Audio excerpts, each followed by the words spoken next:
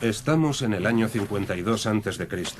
En aquel verano, en la campiña de lo que hoy es Borgoña, está a punto de dirimirse el futuro de la Galia. Desde hace 6 años, el más ambicioso de los generales romanos mantiene una guerra abierta con los celtas. Sus enemigos resisten atrincherados tras las empalizadas de Alesia. Su nombre es Cayo Julio César. ¡Ave César! Gallia est omnis divisa in partes tres. Así comienza el que probablemente sea el libro más conocido de la literatura latina, una suerte de ejercicio de estilo sobre una campaña militar destinado a causar impresión en sus conciudadanos. La Galia está dividida en 3 partes. Una que habitan los belgas, otra los aquitanos, la tercera los que en su lengua se llaman celtas y en la nuestra, galos. Por aquel entonces, una gran parte del mundo conocido está ya bajo el yugo de Roma. Pero más allá de las lindes del imperio, brillan con luz propia algunas ciudades libres como la floreciente Masalia, la Marsella de hoy. Fundada por los griegos, Masalia viene siendo uno de los principales puertos comerciales de los últimos siglos. En aquellos días, la ciudad anda repleta de mercaderes provenientes de todos los rincones del Mediterráneo y es un verdadero enjambre comercial donde se pueden ejercer la compraventa de telas, joyas y armas de fabricación céltica. Sin embargo, los enfrentamientos con las vecinas tribus celtas se suceden una y otra vez. Los habitantes de Masalia piden ayuda a los romanos y estos no desaprovechan la oportunidad. El imperio se anexiona gran parte del sur de Francia mediante la creación de una nueva provincia, la Galia Transalpina. Cuando César se convierte en procónsul el año 58 a.C., se lanza de inmediato a tratar de expandir el poder de Roma y para ello no duda en someter a un buen número de tribus celtas o bien en ofrecerles un trato de protección. En el año 52 a.C. prácticamente toda la Galia se encuentra bajo la ocupación romana.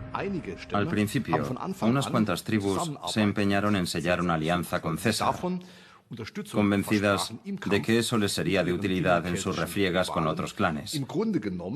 Resultó ser una lectura miope de la realidad, ya que enseguida se hizo evidente que lo que César pedía a cambio era nada más y nada menos que el total sometimiento a su persona.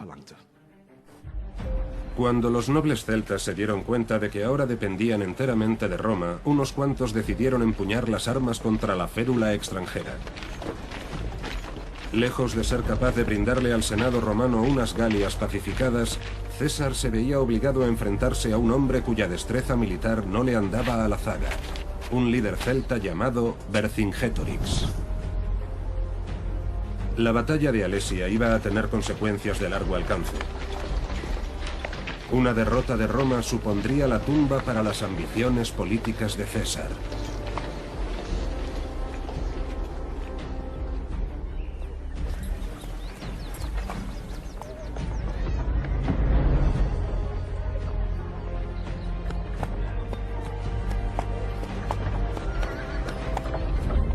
Pero lo contrario traería consigo el fin de una cultura que había dominado el continente durante siglos, recurriendo a menudo a la violencia cuando era necesario, como demuestran claramente los descubrimientos en Latén.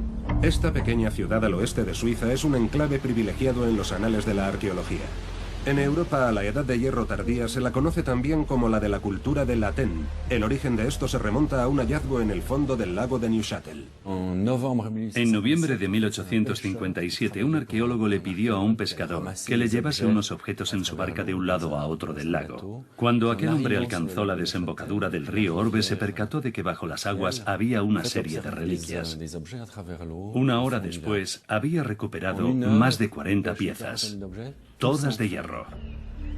Según todos los indicios, los objetos habían sido colocados deliberadamente en el punto exacto en el que el río Orbe une los lagos de Neuchâtel y de Biel en el extremo norte. Un eje que obviamente debía tener un significado concreto en los cultos célticos.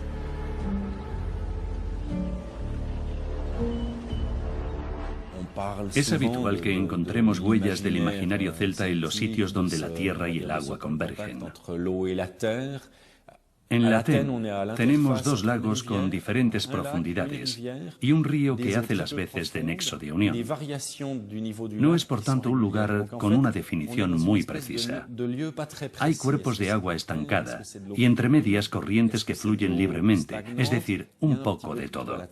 Lo que llamamos un lugar de transición y en efecto es muy probable que representase la transición entre el mundo de los vivos y el de los muertos. Es en ese contexto en el que los hallazgos de Latén adquieren un significado especial. Es notable el alto porcentaje de armas entre los objetos encontrados. El tipo de materiales y los motivos decorativos eran frecuentes en todo el mundo celta, desde las islas británicas hasta la remota Anatolia. El estilo de Latén es lo que vincula a todas las tribus celtas y da testimonio de una base cultural común.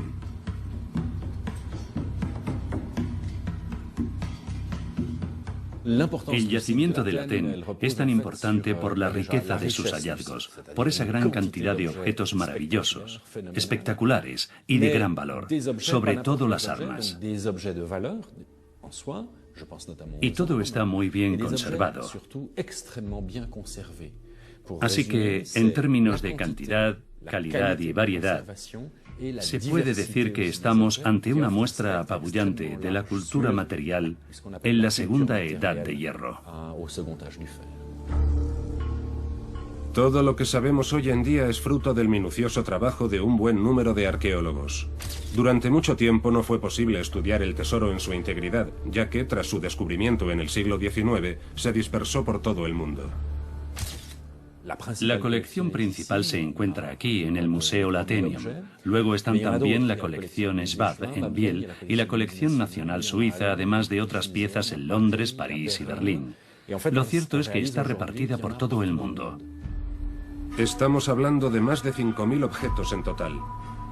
Casi todas las armas se habían inutilizado previamente, lo que viene a ser una práctica habitual en las ofrendas rituales de otros yacimientos celtas.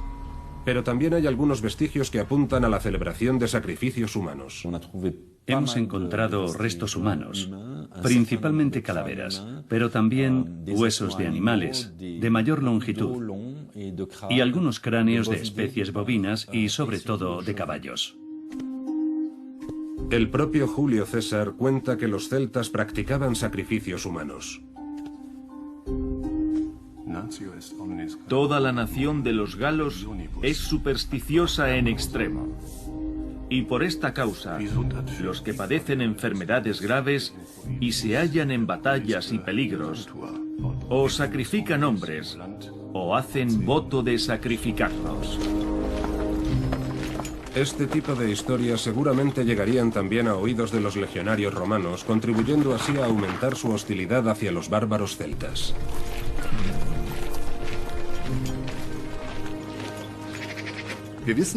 Sabemos por muchas fuentes que el llamado mundo civilizado antiguo repudiaba la práctica celta de los sacrificios humanos. Aquello era incompatible con las costumbres sacrificiales de Roma.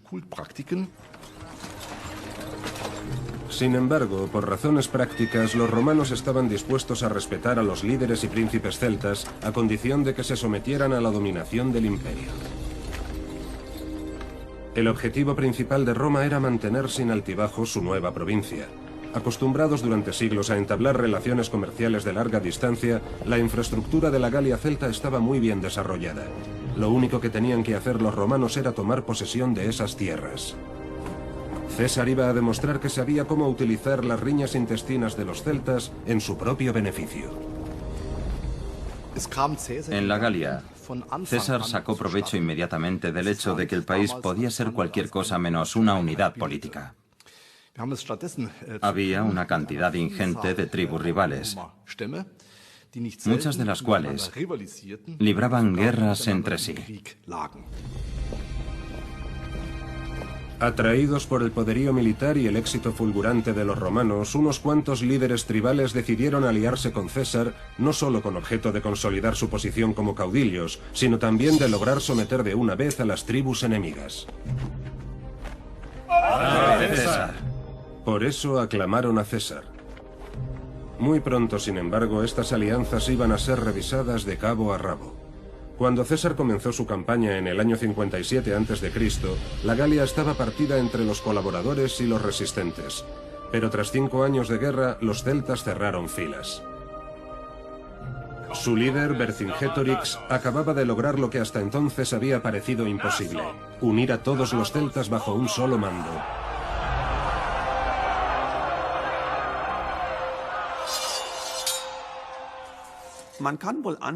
Hay que tener en cuenta que a las tribus celtas les costó tiempo percatarse sin asomo de dudas de que los romanos habían llegado para quedarse, para establecer su dominio sobre toda la Galia.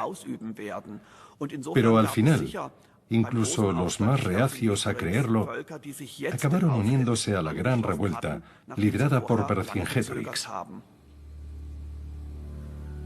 El hecho es que mucho antes los celtas ya habían estado buscando alianzas fuera de sus propios contornos. La prueba de ello la ofrece el que probablemente sea el hallazgo más sorprendente de todo el período de Latén, el llamado Caldero de Gundestrup. En 1891, unos cortadores de turba daneses se toparon con 13 láminas de plata enterradas en un pantano de Jutlandia. Una vez ensambladas, formaban un caldero de 69 centímetros de diámetro, cuya imaginería arroja una asombrosa información sobre el mundo de las creencias célticas. El caldero de Gundestrup está hecho de plata y posee una gran cantidad de elementos ornamentales. Enseguida quedó claro que esta pieza de arte no se podía haber elaborado en Dinamarca o en el sur de Escandinavia. Hay detalles que sugieren que podría haber sido fabricado por los tracios. Los tracios eran unos pueblos que vivían en lo que hoy es Bulgaria y Rumanía. Pero, por otro lado, hay también una serie de motivos indudablemente celtas, como los escudos o los guerreros. En una de las placas argénteas podemos ver la típica trompeta de guerra céltica, el carnix. Los análisis metalúrgicos pusieron de manifiesto que el caldero había sido restaurado en varias ocasiones, de forma que había gozado de una larga y práctica vida. Seguramente desempeñó un papel relevante en los rituales celtas. Vemos aquí cómo un dios imponente sumerge a un hombre en algo que podría ser un caldero. Yo soy de la idea de que antes de la batalla, cuando todos los guerreros se juntaban a beber o a darle un sorbo al líquido que contenía el caldero, seguramente lo que estaban haciendo era granjearse una vida tras la muerte. Tal vez lo que contenía el caldero fuera algo así como una poción mágica capaz de aplacar el miedo de los guerreros a una muerte inminente. César era consciente de que lo que estaba en liza en la Galia no era solo una victoria más para las huestes romanas. Sabía que se enfrentaba a un hombre que se jugaba el todo por el todo y al que no le iba a temblar la mano a la hora de atajar cualquier indisciplina, como describe el propio César en la Guerra de las Galias.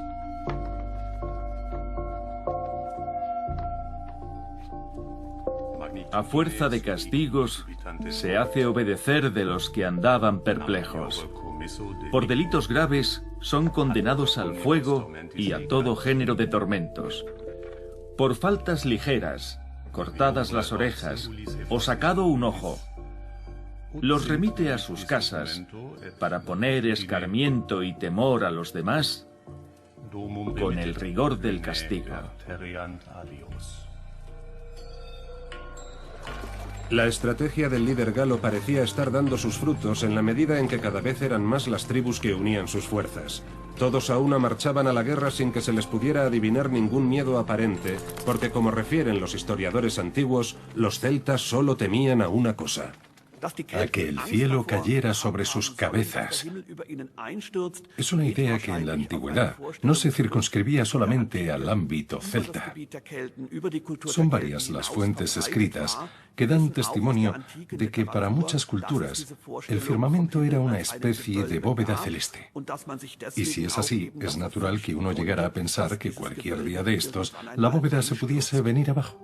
A ningún gobernante de la antigüedad dejó de impresionarle esa falta de miedo que exhibían los guerreros celtas. Una evidencia de esto último salió a la luz durante unas excavaciones llevadas a cabo en el centro de Turquía. A finales del siglo XIX, unos arqueólogos descubrieron los restos de un asentamiento celta en la actual Anatolia.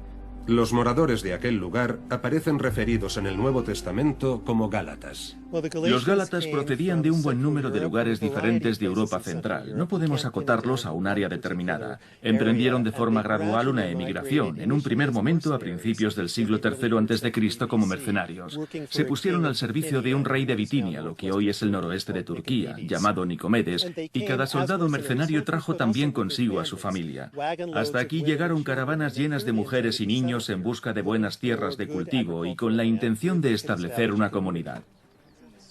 Como los celtas tenían fama de saqueadores, Nicomedes los asentó en una franja de tierra que se extendía a lo largo de la frontera sur del reino. Uno de esos enclaves es hoy Ankara, la capital de la actual Turquía, y otro es la antigua Gordio. Los arqueólogos han podido identificar su origen ya que los celtas se aferraron a sus tradiciones en suelo extranjero. No disponemos de una cantidad significativa de restos materiales que podamos asociar a la ocupación de la Galacia propiamente dicha. Conocemos las construcciones de los asentamientos que se remontan a cuando ellos se hicieron con el lugar. Pero por lo demás tenemos un peroné, una especie de imperdible típico de los celtas o los gálatas. Unas tijeras de esquilar ovejas también características de esa cultura, a lo que se añaden los nombres de quienes vivieron aquí, que están escritos en griego pero son nombres celtas. Aquí una comunidad gálata dejó testimonio de su paso. Hay algunas fuentes romanas que nos informan de que unos cuantos estados vecinos pagaban a los gálatas un estipendio para que disuadieran a los mercenarios de entrar a saquear en sus dominios. Al parecer, incluso en el Asia Menor, los celtas seguían estando a la altura de su reputación.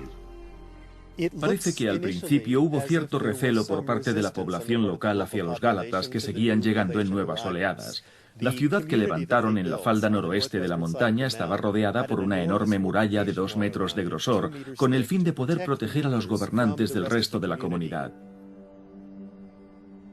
Pero además de su modo de vida guerrero, los celtas cultivaban también los campos y criaban ganado allá donde se instalaban.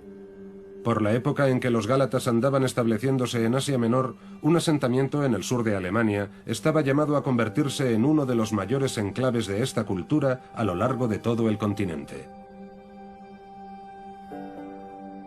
Cómo era en realidad es algo que solo podemos intuir observando las piezas que hay expuestas en el Museo de Mannheim. Las huellas del primigenio oppidum, que es como se conocía este tipo de fortificaciones celtas, han desaparecido casi por completo. Ni siquiera desde el aire es posible identificar sus antiguos contornos. Grandes estratos de tierra se han ido superponiendo hasta dibujar el perfil actual de una base aérea y los barrios periféricos de la vecina Ingolstadt. Nada que ver con la vista que tendría un viajero de la antigüedad. Si tratáramos de imaginarnos cómo era Mannheim en su momento de mayor apogeo, durante el último tercio del siglo II a.C., podríamos ver el valle desde las pendientes que se erigen sobre el Danubio. Y en esa amplia llanura nos llamaría la atención una imponente muralla blanca de 7 kilómetros de largo y unos 2,5 kilómetros de ancho, que circundaba un área de 380 hectáreas. Estamos hablando de una enorme extensión urbana. Y una ciudad que llegó a contar con 10.000 habitantes.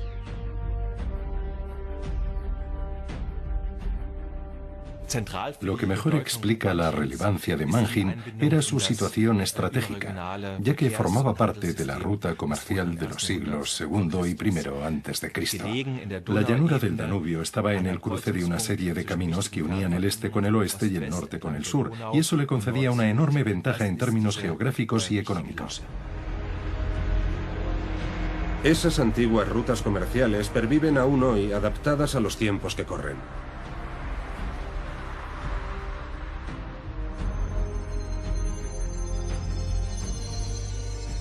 Eso sí, el tipo de mercancía ya no es el mismo. Sobre todo si tenemos en cuenta que los óppida celtas eran también un lugar para el trueque de seres humanos, como parece indicar el hallazgo de la cadena de un esclavo. Aparte de eso, otros restos arqueológicos como un buen número de llaves y cerraduras sugieren un nada despreciable nivel de riqueza entre sus ciudadanos. Había un sistema diferente de acuñación de moneda para el comercio intramuros de la urbe. Por su parte, el de larga distancia podía emplear para los tratos monedas de oro. Lo mismo que otros óppida celtas, el de Mannheim también disponía de su propia ceca.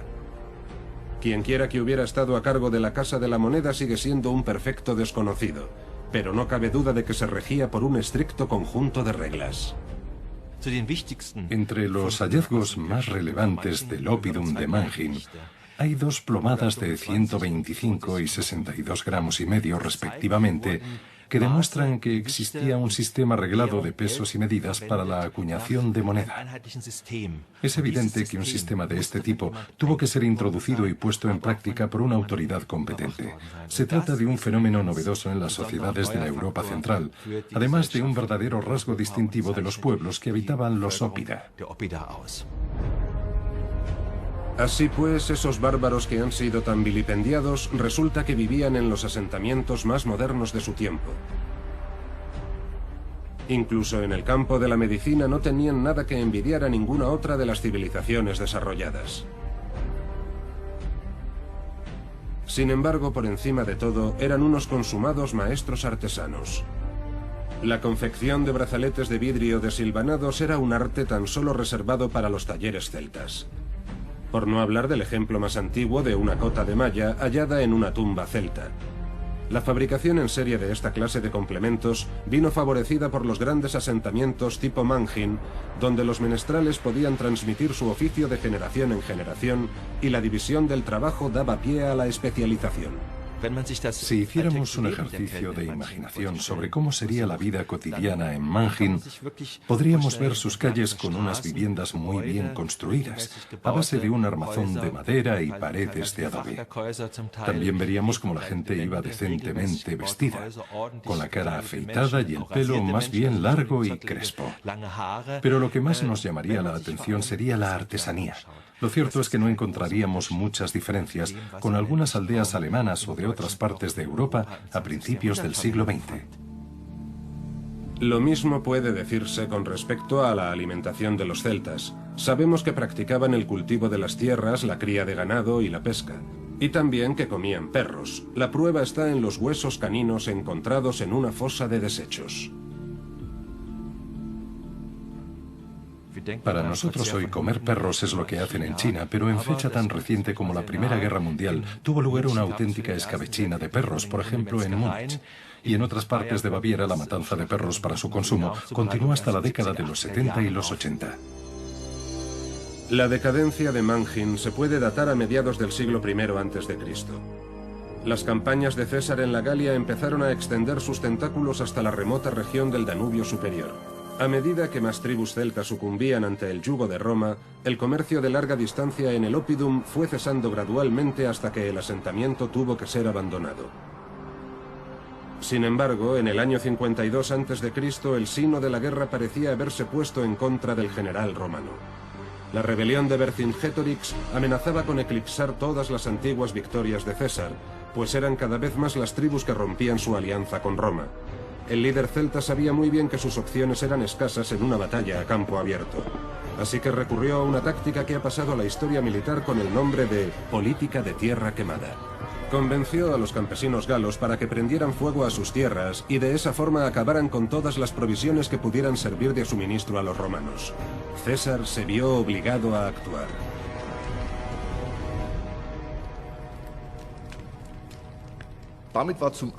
Por lo pronto, aquello ponía en peligro el mito de la invencibilidad de César. Enseguida se comprobó que aquella era una estrategia correcta, la única, de hecho, que podía procurar alguna opción de éxito. De esta forma, se fueron uniendo a Vercingetorix otras tribus celtas, de una manera destacada la de los Ebuos, que hasta entonces habían sido los más fieles aliados de César. Al romano se le estaba agotando el tiempo. Todavía confiaba en sus hombres, pero las filas del enemigo aumentaban en número día tras día. Fue entonces cuando los acontecimientos tomaron un giro inesperado. Vercingetorix se atrincheró con sus tropas en el fortín en que se había convertido el Oppidum de Alesia. Algunos historiadores sostienen que lo que Vercingetorix estaba haciendo era huir de César, a la espera de poder reagrupar sus tropas y continuar así con esa suerte de guerra de guerrillas contra el enemigo. En mi opinión, lo que había hecho era urdir un plan mucho más inteligente. Yo creo que tenía la intención de atraer a César hasta ese punto, con la idea de acabar forzando la mayor carga de caballería que jamás se hubiera visto en ese terreno de juego. La muralla era el mejor sistema de protección para los celtas, pero también suponía el final de su guerra de guerrillas. Su líder lo había apostado todo a una carta.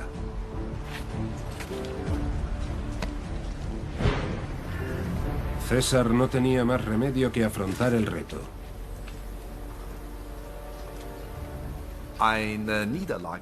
Una derrota en Alesia probablemente hubiera supuesto el fin de su carrera política y de todas sus aspiraciones. César tenía muchos enemigos en Roma, esperando que dejase de encadenar una victoria tras otra en la Galia. Él mismo lo menciona expresamente 2 veces en su libro. Así que, si es verdad que arengó a sus legiones en Alesia, diciéndoles que esa batalla era a todo o nada, es muy posible que se estuviera refiriendo también a su propio destino personal. César era consciente de todo lo que se estaba jugando y por eso reclutó para Alesia a todas las regiones disponibles.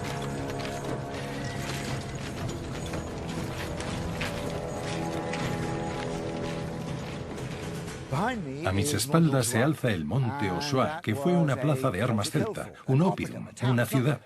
Nada que ver con una pequeña fortaleza. Estamos hablando del mayor asentamiento, la mayor conurbación de la cultura celta. Todo esto estaba plagado de mercaderes, tiendas, caballos y calles populosas. Aquí es donde uno podía adquirir un caballo o dotarse de provisiones y de armas. Y también es aquí donde Vercingetorix replegó a su ejército para abastecerse de víveres, mientras esperaban la llegada de César. Conforme se iban desplegando las tropas romanas, comenzaba la cuenta atrás para la batalla.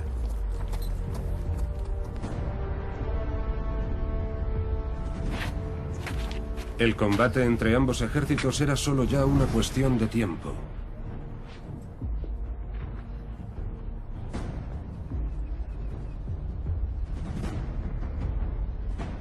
A primera vista, la posición de los romanos les confería inferioridad con respecto a los galos, pero César sabía sacar partido de las habilidades de sus veteranos. Delante de las mismas narices de los atrincherados empezó a desplegar toda la gama de tácticas propias del asedio romano. El legionario romano no era solo un soldado entrenado, sino también un obrero. Se podría decir que los romanos dejaron su huella en Europa a fuerza de pico y pala, y no solo de gladios y pilos. Los zapadores se pusieron a trabajar de inmediato. Su tarea consistía en impedir que el enemigo pudiera mantener algún contacto con las fuerzas exteriores, así como en levantar un cordón de protección para sus propias tropas. Para ello se valían de zapas, palas y espuertas que empleaban para mover la tierra. Cuesta imaginarse la cantidad de tierra que hay que mover para levantar esto. Lo que vemos es una réplica del gran muro de tierra. César ordenó que despejasen todo el perímetro que rodeaba Alesia. Lo siguiente era cercar el oppidum con una muralla, coronada por un anillo de torres de vigilancia separadas 23 metros entre sí. Y en medio de todo, una estacada de 4 metros de altura.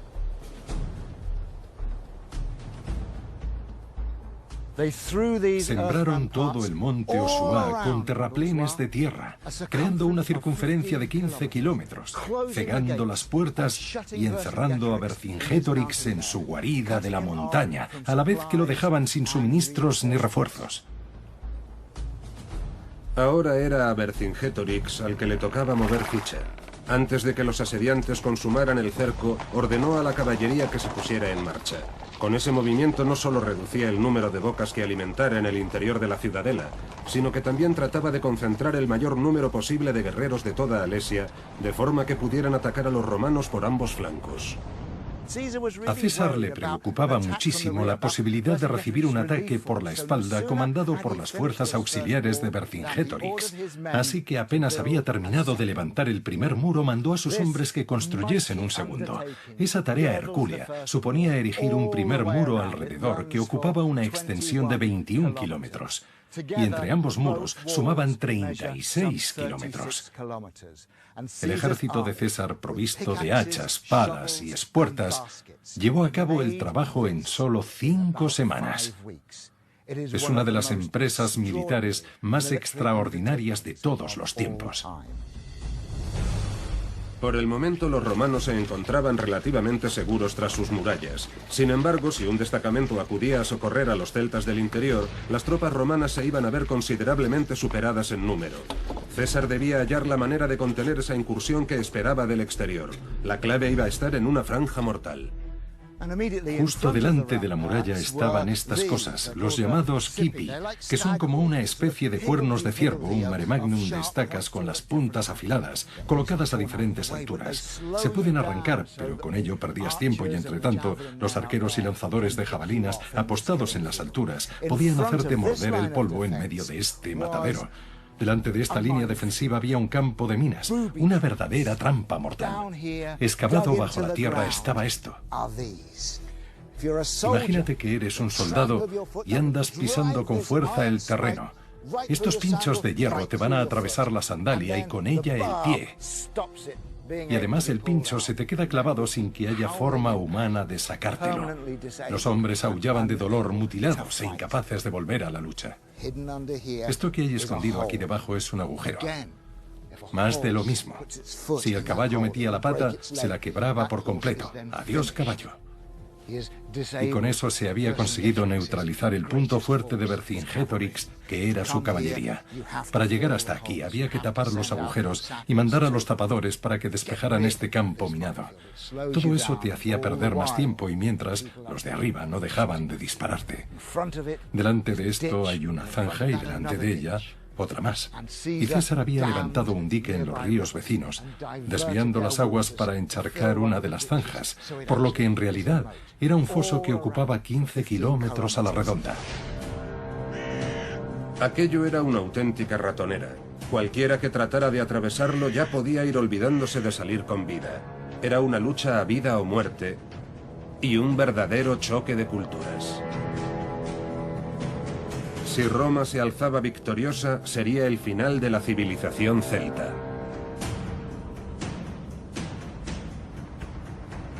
Los romanos no permitieron nunca que sus enemigos, una vez derrotados, continuasen con sus ritos y tradiciones.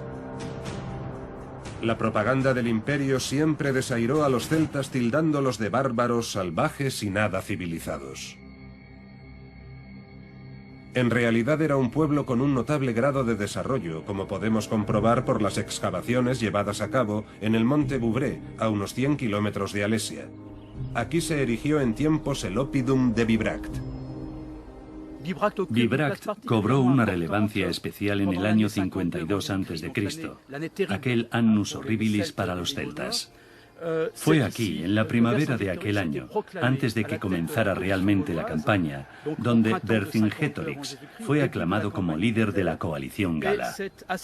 Y también fue aquí durante el invierno siguiente donde César culminó sus comentarios a la guerra de las Galias, que estaban llamados a convertirse en el primer superventas de la literatura occidental. El Oppidum de Bibracte estaba rodeado por una imponente muralla muy parecida a la de Alesia. Parece ser que al mismo César le impresionó ese Gallicus Murus, esto es, la muralla gala. El muro, por una parte, no es desagradable a la vista, por la variedad con que alternan vigas y piedras, unas y otras en línea recta paralela sin perder el nivel. Por otra parte, es de muchísimo provecho para la defensa de las plazas, por cuanto las piedras resisten al fuego y la madera defiende de las baterías, que como está por dentro asegurada con las vigas de una pieza por la mayor parte de 40 pies, ni se puede romper ni desunir. Es exactamente el tipo de construcción que descubrió Jacques-Gabriel Boulieu en 1869, algo que representó un gran paso adelante para la arqueología. Casi podríamos decir que la arqueología celta nació ese día en Bibracte. Resguardados por las murallas galas, los artesanos celtas podían dar rienda suelta a todo su talento. Con sus coloridos patrones a cuadros, las telas célticas eran muy apreciadas incluso en Roma. Sin embargo, y como tantos otros asentamientos celtas, Bibracte fue, por encima de todo, una fragua para la forja de metales. Uno llega a pensar que prácticamente todos los objetos de metal que conocemos del siglo I a.C. se fabricaron aquí. Monedas, armas, utensilios de cocina, herramientas, carros de combate, todo. La especialización de los oficios en Bibracte condicionó en gran medida el devenir de toda la comunidad en su conjunto. Las gentes necesitaban que alguien les proveyera de sus necesidades más básicas, como vigas de madera para construir sus casas o leña para sus talleres. Todo eso revestía una importancia capital, y también precisaban de materias primas: hierro, cobre, estaño, zinc, oro, plata, todo tipo de materiales. Hoy en día, el área que se extiende alrededor de Bibracte vuelve a ser muy frondosa. Los enormes cambios ambientales que provocó el Oppidum mientras estuvo en pie ya no son reconocibles a la vista. Pero la moderna arqueología tiene sus propias artimañas. Bajo este microscopio hay polen de un páramo cercano que tiene más de 2000 años de antigüedad.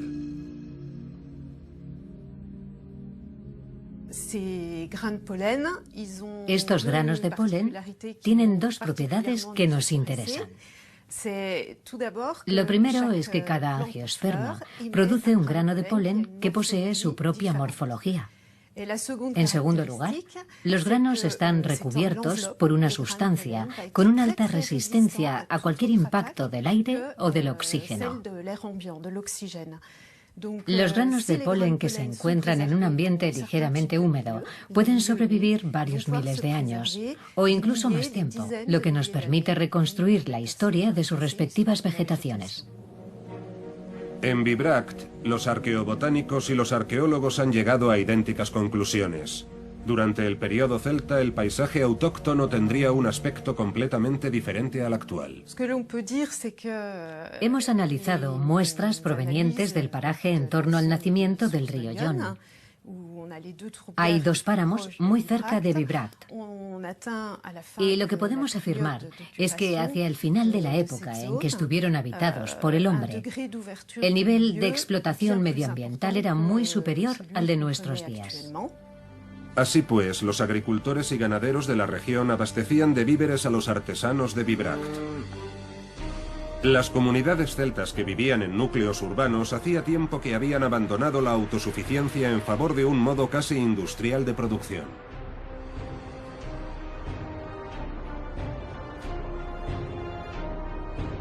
Y eso es algo que a la larga se les iba a volver en contra a los defensores del sitio de Alesia.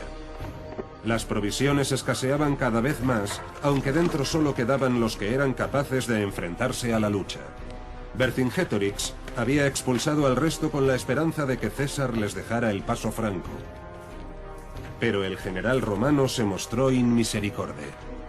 Las mujeres y los hijos de los guerreros se morían de hambre entre las líneas enemigas.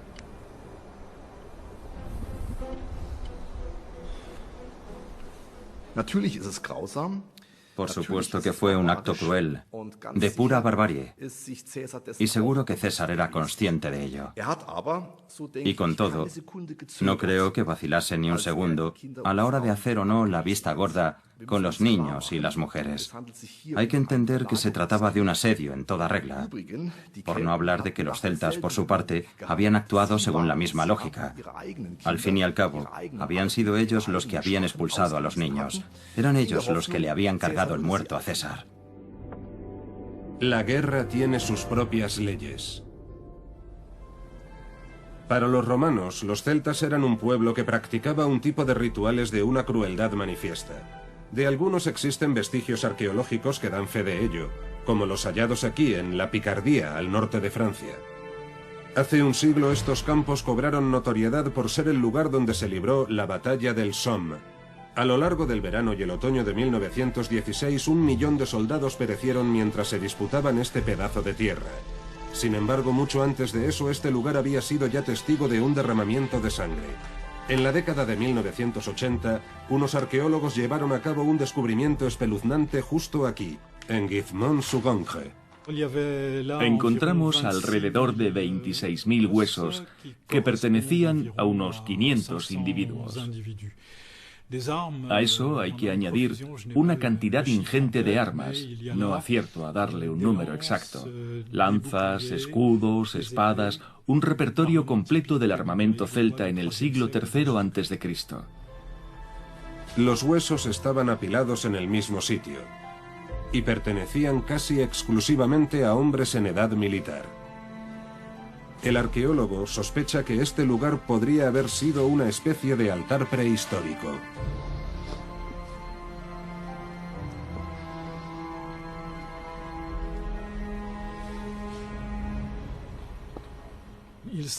Con toda probabilidad, se trataría de un sacrificio a los dioses a cambio de una victoria en la batalla. Creemos que es algo que tuvo lugar cuando las tribus locales andaban enzarzándose con la población que había emigrado desde el norte, los que conocemos como los antiguos belgas, que se asentaron en esta zona durante el siglo III a.C. e intentaron arrebatar a los nativos el control del comercio. Sin embargo, en esta inmensa maraña de huesos hay algo que brilla por su ausencia, y es que no hay cráneos. ¿Podría representar una prueba de aquello que las fuentes antiguas refieren a menudo como el culto que los celtas reservaban a las calaveras? Es difícil determinar si esto responde o no a un culto. Era una práctica bastante frecuente, eso de poner de relieve la hegemonía del vencedor. Cortarle la cabeza al enemigo tras acabar con él y exhibirla como un trofeo no es algo exclusivo de los celtas. Es una costumbre que podemos observar en muchas culturas. Solo hay que pensar en los aborígenes que reducían las cabezas. Incluso en las guerras coloniales de la era moderna, era bastante común cortarles la cabeza a los vencidos y dejarlas a la vista de todos. También César hace una referencia a la costumbre de los celtas de inmolar sus prisioneros a los dioses. Así que sus hombres sabían bien lo que les esperaba en caso de perder la batalla.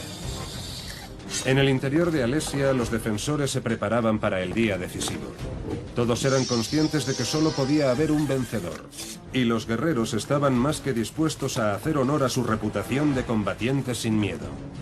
La negativa de César a mostrar clemencia con sus familias había dejado muy claro que esta iba a ser una lucha sin cuartel. Vercingetorix debía ser consciente de que una derrota en Alesia no solo significaría perder la guerra, sino también el fin de la autonomía de la Galia, el fin de la condición de libres para cada uno de los galos, y para él en concreto el cautiverio, la esclavitud y presumiblemente la muerte. Los acontecimientos se desarrollaron en un primer momento de acuerdo al plan de Vercingetorix. La llegada de la fuerza de auxilio fue la señal para que los defensores pasaran al ataque. Tuvo lugar entonces una doble carga, tanto desde el interior como desde el exterior de la fortaleza. La franja mortal que había dispuesto César se cobraba su peaje, pero cada vez más guerreros celtas se abalanzaban sobre las empalizadas romanas.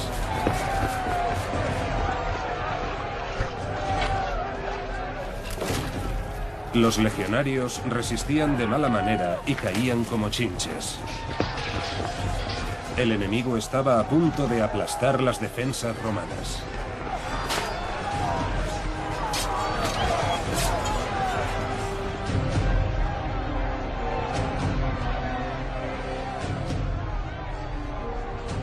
¡Adelante! César entendió que era ahora o nunca y él mismo se lanzó a por todas. Y fue entonces cuando la diosa de la fortuna cambió de bando.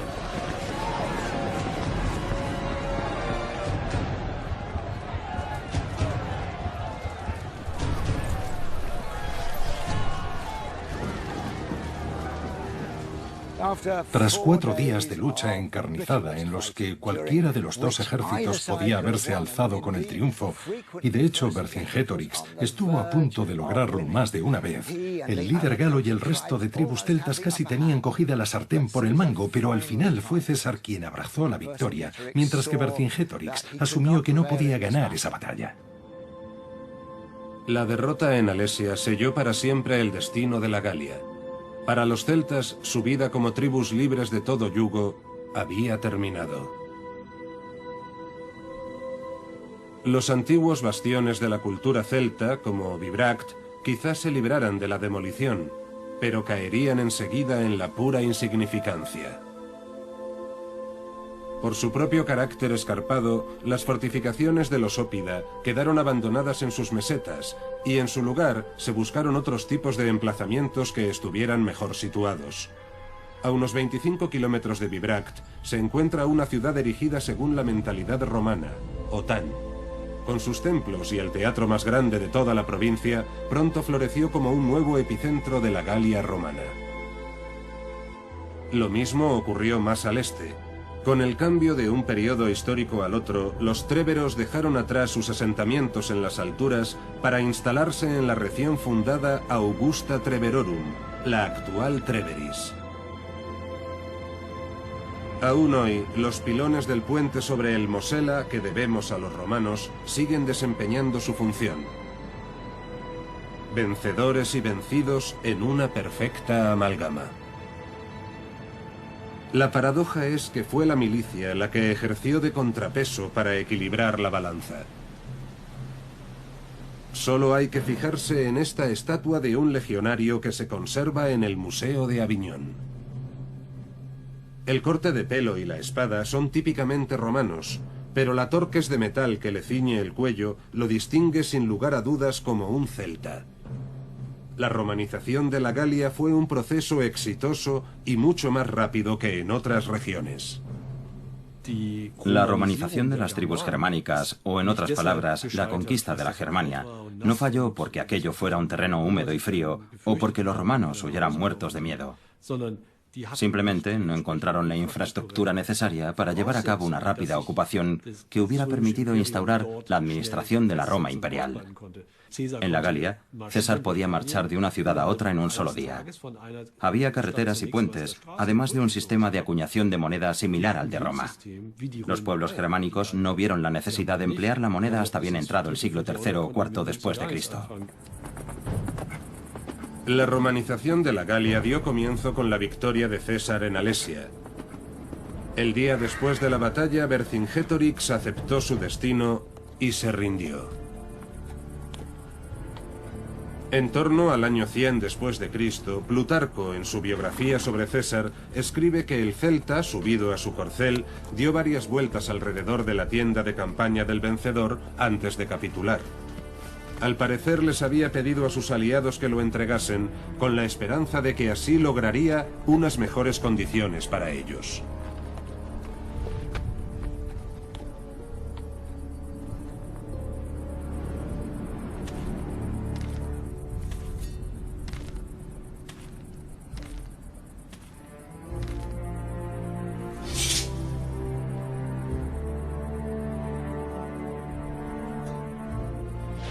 El número de prisioneros era tan elevado que César asignó un celta a cada uno de sus hombres en calidad de esclavo personal.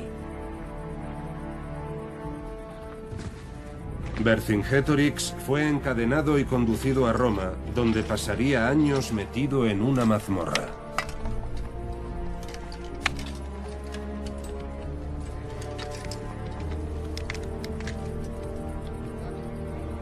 En el año 46 a.C., César lo exhibió como un trofeo en su desfile triunfal, al término del cual ordenó que lo estrangularan. Fue el fin de la coalición de los celtas, el adiós al esfuerzo común de todos los celtas por ofrecer resistencia al enemigo, la inevitable sumisión a la cultura romana. Aunque las siguientes generaciones continuarían idolatrando a Vercingetorix como un héroe nacional, el telón ya había caído sobre aquel mundo libre de los celtas en el continente europeo.